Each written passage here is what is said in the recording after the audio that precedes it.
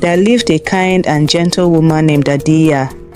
She had a heart as warm as the morning sun and a smile that made everyone feel loved. Adia had no children of her own, but she treated every child in the village like her own. Every evening, she would sit under the giant baobab tree and tell magical stories. The children loved her, and so did the birds, who would perch nearby just to listen. Alakaztra Fairy Folktales. One day, while Adia was returning from the market with a basket full of yams and okra, she saw an old woman sitting by the side of the path. Her eyes were bright like stars, and her skin was wrinkled like the bark of the ancient trees. "Good day, Mama," Adia greeted with a bow. The old woman smiled and said, "You have a kind heart, Adia. I have something special for you." She reached into a colorful wrapper and pulled out a small seed. "Plant this seed with love, and it will bring you joy," she said, handing it to Adia. Adia thanked her and hurried home. She filled her finest clay pot with rich soil, planted the seed, and watered it every day. She even sang to it, believing the seed could hear her songs. After many days, a beautiful flower bloomed. Its petals glowed in the sunlight, and the scent filled the whole house. Adia leaned in to smell it and gasped. Inside the flower was a tiny girl no bigger than her thumb. The little girl stretched, yawned, and smiled up at Adia. "Hello, Mama," she said in a tiny voice. Adia's eyes filled with tears. She named her Tumbelina. Tumbelina had skin as smooth as polished mahogany and hair as dark as the night sky. Her eyes sparkled like stars, and her laughter was like the tinkling of tiny bells. Adia made her a cozy bed from a walnut shell and sewed her dresses from petals and cotton. She even made a tiny spoon from a snail shell and a cup from a thimble. Tumbelina was full of joy and wonder. She loved her new life. Every morning she rode on the backs of butterflies to explore the flowers. She talked to the ants, raced with baby lizards, and danced with the fireflies at night. The birds loved her songs, and the monkeys often came close just to hear her sing. One bright afternoon, Tumbelina was playing near the river, making boats out of leaves and floating them on the water. Suddenly, a big green toad jumped out of the river with a loud croak. The toad blinked at her and croaked again. "What a beautiful little girl. You will be the perfect bride for my son." Before Thumbelina could run, the toad scooped her up and jumped into the water. "Let me go," she cried. But the toad only laughed and carried her to a large lily pad in the middle of the river. The toad's son was waiting there. He was even uglier than his mother, with big yellow eyes and a grumpy frown. "This will be your new home," said the toad. "Tomorrow you will marry my son." That night, Tumbelina sat on the lily pad and cried. She missed Adia. She missed the warm sun, the soft petals, and the sound of her mother's voice. Just then, a group of fish swam by and heard her sobbing. One small fish popped up and said, "Don't cry, little one, we'll help you." The fish nibbled at the stem of the lily pad until it broke free. The lily pad floated down the river with Tumbelina on it. "Thank you," she called to the fish as the river carried her far away. The lily pad floated through forests, past tall grasses and curious crocodiles until it reached a quiet river bank.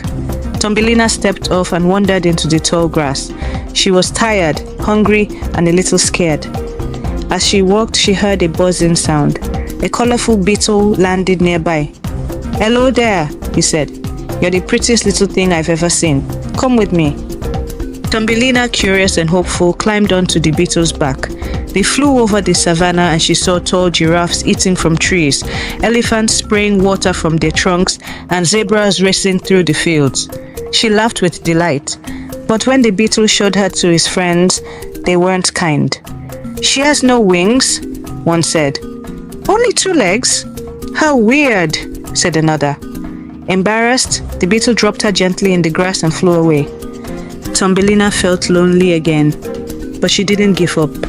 She walked and walked until she found a cozy hole in the ground. Inside lived a field mouse named Mosi. Mosi wore a tiny apron and glasses made from beetle shells. "Oh my," said Mosi. "Come in, little dear. You look like you need a rest." Tumbelina smiled and went inside. The home was warm and smelled of roasted grains. Moses shared her food and gave Thumbelina a bed made of dry grass. "You can stay here, but you must help me gather food for the cold season." Thumbelina agreed and worked hard every day. She collected seeds, nuts, and dry leaves. She even made baskets from woven grass. Moses grew fond of her and told her stories at night. One day, Moses said, "Our neighbor, Tunde the mole, is very rich and clever. He lives in a grand tunnel and needs a wife. You should marry him." Tumbelina didn't want to live underground. She loved the sun, the wind, and the sky. But she didn't want to upset Moses, so she agreed to meet Tunde. He was polite, but he didn't like sunshine or music. He didn't laugh or smile. His home was dark and full of dusty books and rocks. Tumbelina didn't want to live there forever. One day, on their way to visit Tunde again, Tumbelina found a swallow lying in the snow. His wing was hot and he looked cold and weak. "Oh no," she cried and ran to him. She brought him crumbs and water and she covered him with dry leaves. Every day she came to care for him. Slowly the bird healed. "Thank you, Tumbelina," he said.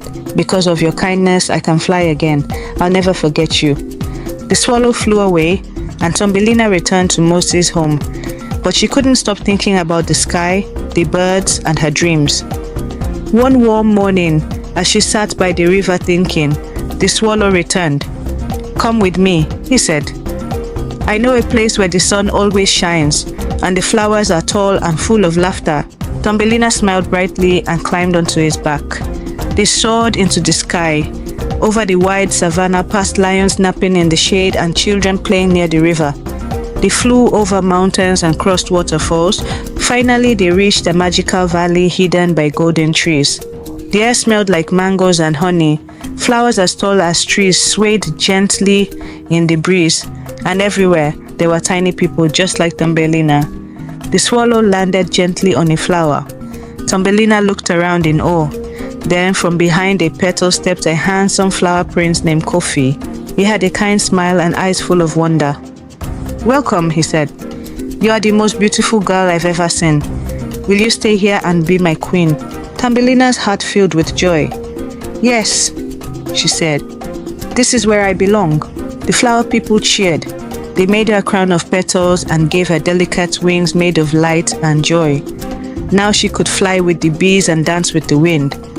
She and Kofi were married in a grand celebration. Birds sang, butterflies danced, and even the old swallow cried happy tears. Tumbelina never forgot Adia. Every year she rode the swallow back to visit her. They would sit under the baobab tree just like old times, and Tumbelina would tell stories to the village children, stories of flowers, rivers, and magical adventures. And so Tumbelina lived happily ever after, not just because she found a beautiful place, but because she never gave up. She always stayed kind, and she always believed in her dreams.